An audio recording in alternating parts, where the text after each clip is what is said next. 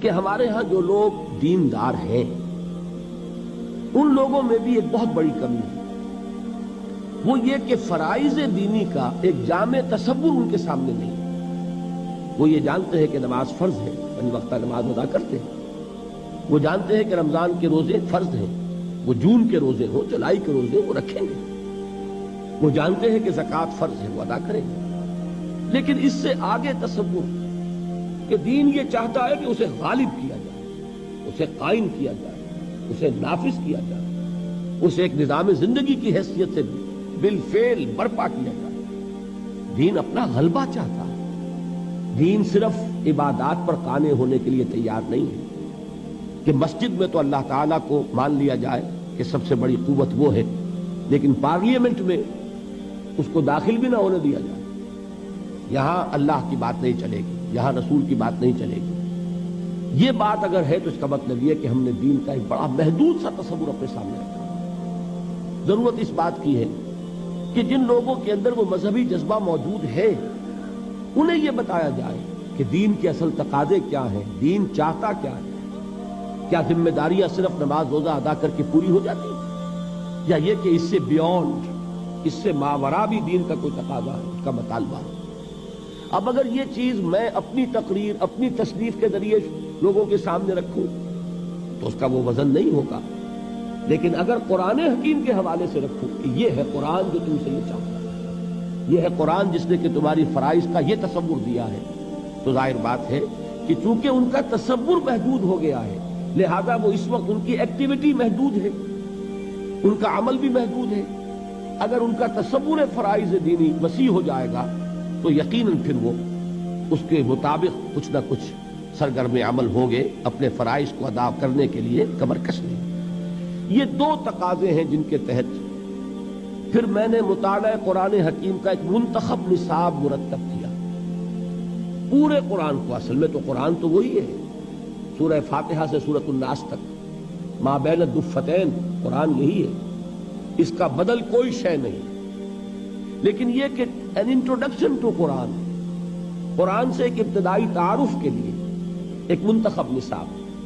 جو تقریباً 2 پارے کے لگ بھگ بنتا ہے، مختلف جگہوں سے کچھ سورتیں، کچھ آیات، اور اس انتخاب میں پیش نظر یہی 2 چیزیں کہ ایک تو دین کا ہمہ گیر تصور سامنے آ جائے، دین ہے کیا،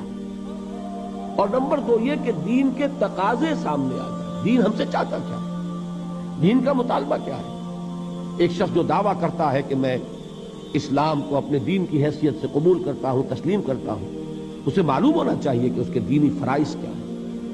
ان 2 مقاصد کو سامنے رکھ کر میں نے ایک منتخب نصاب مرتب کیا۔ اب یہ 20واں سال ہے میری زندگی میں۔ 1965 میں میں نے اس کام کا آغاز کیا تھا، لاہور میں حلقہ مطالعہ قرآن قائم کیے، قرآنک اسٹڈی سرکلز۔ اللہ تعالیٰ نے کچھ خلق کا رجوع جو ہے یہ اللہ کے فیصلے کے تحت ہوتا ہے، لوگوں کی توجہ ہوئی۔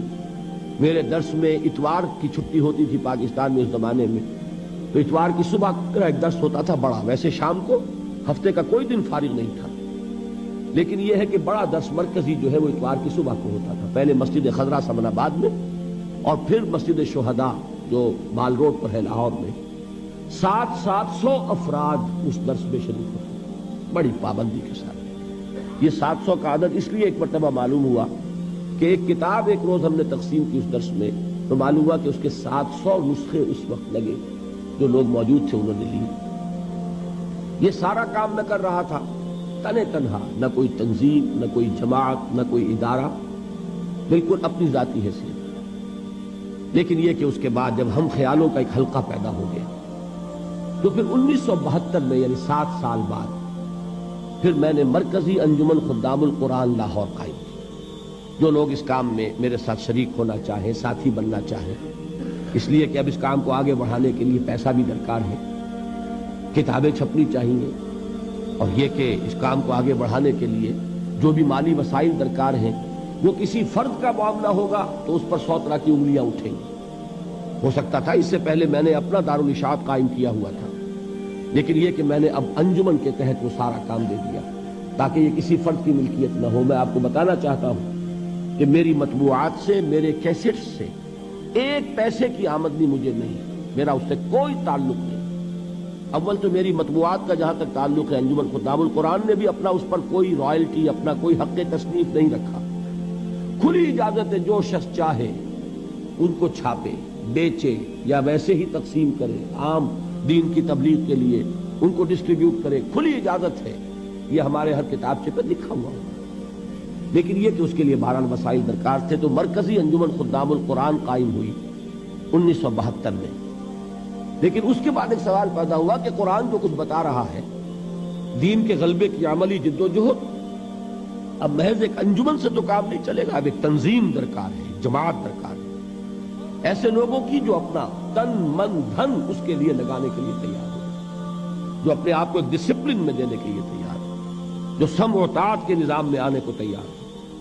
تو اس کے لیے پھر 1975 میں تنظیم اسلامی ہم نے قائم کی۔ جب تک میں تنہا کام کر رہا تھا اس تک میرا مطلب بھی ساتھ کے ساتھ جاری تھا۔ وہ حسرت موہانی کا بڑا پیارا شعر ہے، کیا طرفہ طبیعت ہے، کیا طرفہ تماشا ہے، حسرت کی طبیعت بھی ہے، مشق سخن جاری اور چکی کی مشقت بھی۔ تو میں مطلب بھی کرتا تھا اور یہ کام بھی کر رہا تھا، درس قرآن بھی تھا، میثاق بھی شائع کر رہا تھا، دارالاشاعت بھی تھا۔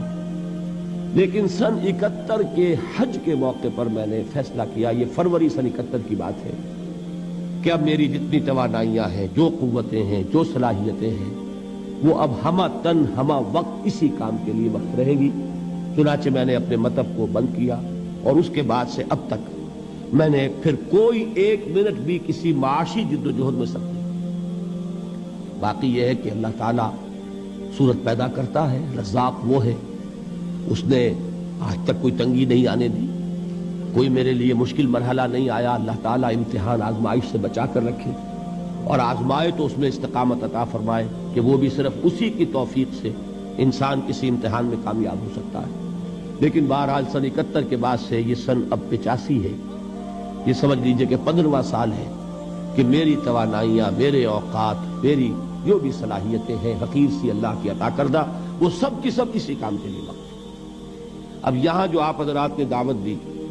اور یہ پروگرام بنایا، تو اسی منتخب نصاب کا ایک خلاصہ ہے جو چند دنوں میں آپ کے سامنے پھر رکھوں گا، اس لیے کہ وہ مکمل منتخب نصاب جو ہے وہ تو ظاہر بات ہے کہ ان 7-8 دنوں میں 9 دنوں میں بیان نہیں ہو سکتا۔ ایک دن گزر چکا ہے، ایک دن ویسے کم ہوا ہے، تو اب ہمارے پاس لے دے کر 8 دن ہیں۔ ان میں مجھے انہی 2 چیزوں کی کو سامنے رکھ کر دین کیا ہے یہ بھی بات سمجھ میں آئے، اور اس سے بھی اہم تر یہ کہ دین چاہتا کیا، ہمارے دین کی طرف سے ہم پر کیا ذمہ داریاں عائد ہوتی ہیں، یہ بات از روئے قرآن واضح ہو جائے۔ یہ ہے مقصد ان اجتماعات کا۔ وہ جو منتخب نصاب میں نے مرتب کیا، جس کے لیے میں نے اتنا طویل پس منظر بیان کیا ہے، اس کا نقطہ آغاز ہے سورۃ العصر، جو میں نے ابھی تلاوت کی تھی، اور آج میں اسی کے حوالے سے کچھ باتیں آپ حضرات کے گوش گزار کر رہا ہوں کہ راہ نجات کا کیا تصور ہے از روئے قرآن۔ یہ سورہ مبارکہ جس کے بارے میں کہ مجھے یہ توقع ہے، ہو سکتا ہے کہ یہ میری خوش گمانی ہو، لیکن بہرحال مجھے یہ حسن ظن ہے کہ ہر مسلمان کو یہ صورت یاد ہوگی۔ میں پھر اس کی تلاوت کیے دیتا ہوں، گنتی کے چند الفاظ ہیں۔ اعوذ باللہ من الشیطان الرجیم، بسم اللہ الرحمن الرحیم، والعصر ان الانسان لفی خسر الا الذین آمنوا وعملوا الصالحات وتواصوا بالحق وتواصوا بالصبر، صدق اللہ العظیم۔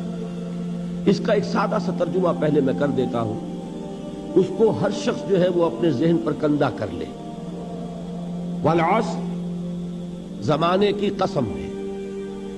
ان الانسان لفی خسر، تمام انسان خسارے میں ہیں، ٹوٹے میں ہیں، گھاٹے میں ہیں، نقصان میں ہیں، تباہی اور بربادی کے کا نوالا بننے والے ہیں۔ الا الذین آمنوا، سوائے ان کے جو ایمان لائے، وعملوا الصالحات، اور انہوں نے نیک عمل کیے، وتواصوا بالحق، اور انہوں نے حق کی ایک دوسرے کو وصیت اور تاکید کی، وتواصوا بالصبر، اور انہوں نے صبر کی ایک دوسرے کو تلقین کی۔ اب اس صورت کو اپنے ذہن میں رکھیے، مجھے کچھ تھوڑی سی ہچکچاہٹ یا رکاوٹ طبیعت میں محسوس ہو رہی ہے کہ اس سورہ مبارکہ کا میں نے بارہا درس دیا، ان کے متعدد کیسٹس موجود ہیں۔ خیال ہوتا ہے کہ ہو سکتا ہے آپ میں سے بہت سے حضرات نے وہ دروس سنے ہیں، ان کے لیے گویا کہ ایک تکرار ہو جائے گی۔ اس پر میری ایک تقریر بھی مطبوعہ ہے، ایک تحریر بھی چھپی ہوئی، تو بہت سے حضرات کے سامنے وہ چیزیں بھی شاید ہوں، لیکن میں یہ سمجھتا ہوں کہ قرآن مجید کا معاملہ چونکہ یہ ہے کہ اس کے لیے تکرار اور اعادہ، جیسا کہ میں نے کل حضور کے الفاظ میں آپ کو سنایا تھا کہ یہ وہ چیز نہیں ہے لا یخلق عن کثرت الرد، یہ بار بار کے تکرار اور اعادے سے اس پر کوئی باسی پن طاری نہیں ہوتا۔ یہ وہ کتاب نہیں ہے کہ جس کو چند مرتبہ پڑھنے کے بعد انسان محسوس کرے اب کیا پڑھنا ہے، پڑھ لیا، سمجھ لیا۔ یہ کتاب تو وہ ہے کہ ہر بار پڑھو گے اس میں ایک ندرت کا احساس ہوگا، اس کی رعنائی، اس کا حسن جو ہے ہر بار ایک نئی شان کے ساتھ تمہارے سامنے آئے۔ تو یہ حضور صلی اللہ علیہ وسلم کا فرمان ہے، تو یہی فرمان اس وقت مجھے ایک سہارا دے رہا ہے نفسیاتی اعتبار سے، کہ چاہے میں نے سورہ مبارکہ کو بارہا بیان کیا ہو، لیکن آج پھر کوشش کر رہا ہوں اللہ تعالیٰ سے توفیق طلب کرتے ہوئے کہ وہ مجھے صحیح اور دل نشین پیرائے میں اس سورہ مبارکہ کے مفاہیم اور اس کے معانی اور مراد کو آپ کے سامنے پیش کرنے کی توفیق عطا فرمائے، اور اللہ تعالیٰ آپ کے ذہن کے دروازے بھی اس کے لیے کھول دے